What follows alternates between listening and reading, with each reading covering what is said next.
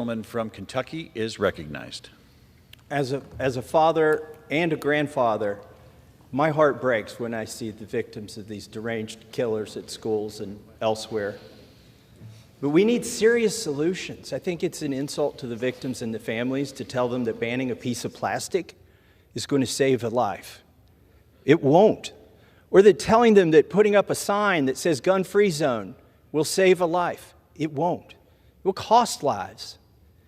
One of my former staffers, she was married for, I think, for less than a year, and her husband had a business, a karaoke business. And she had a stalker who followed them to each of their events. And she got a concealed carry license in Tennessee, and she carried her gun to protect herself from the stalker.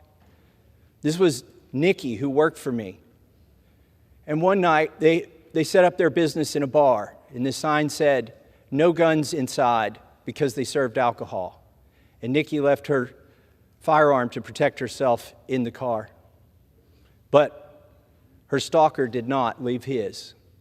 He came into the bar, and he shot her husband viciously in front of her. And she has to live with that. And it's why she wants serious solutions. She knows that gun-free zones are unserious. She knows that banning pieces of plastic are not serious. She knows that children deserve the protection that we have here. We all know, if you're willing to look at the data, in every school that has allowed qualified teachers and staff to carry a firearm, there has never been a school shooting. It's a fact. And we need to work on serious solutions, not unserious solutions like banning a piece of plastic. Now on to the stove ban, which is also unserious, but it's going to cost consumers. It's going to make the products less safe, not more safe. It's going to make them less available. It's not about the safety or efficiency or consumer benefit. It's about banning fossil fuels, and that's why this administration has declared a war on gas stoves.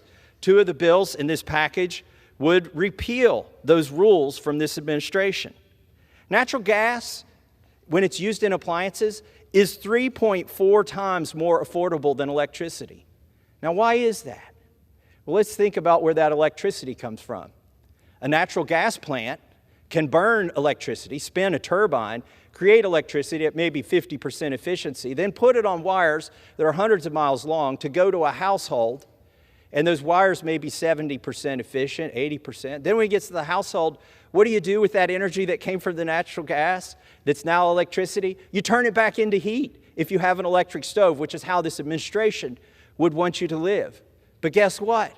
That's less than half as efficient. It costs 3.4 times more to do it that way than to create electricity with natural gas and then use the electricity at your house than if you just brought the natural gas to the household. In fact, consumers who use natural gas in their house save over $1,000 a year. This is a war on the middle class and the poor, the war on gas stoves, since it's a war on affordable heating and cooking. When the electricity goes out in natural disasters, whose stove works?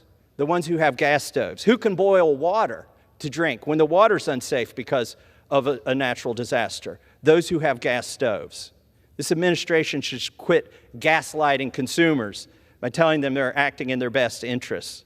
The Federal Interagency Committee on Indoor Air Quality has never identified gas stoves as contributing to asthma or respiratory illness. And the Consumer Product Safety Commission and the Environmental Protection Agency have never identified gas stoves as a significant contributor to adverse air quality or as a health hazard. So why are they doing this? It's a war on gas stoves. And these two bills would seek to reverse that.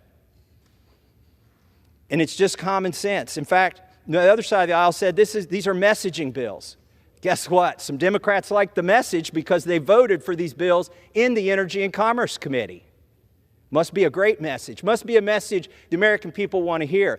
Must be a message that they like to hear because they know if we had the Senate and the White House, this kind of ridiculousness would not go on. And that's why it's important to pass these two bills to protect our gas stoves. And I reserve the balance of my time.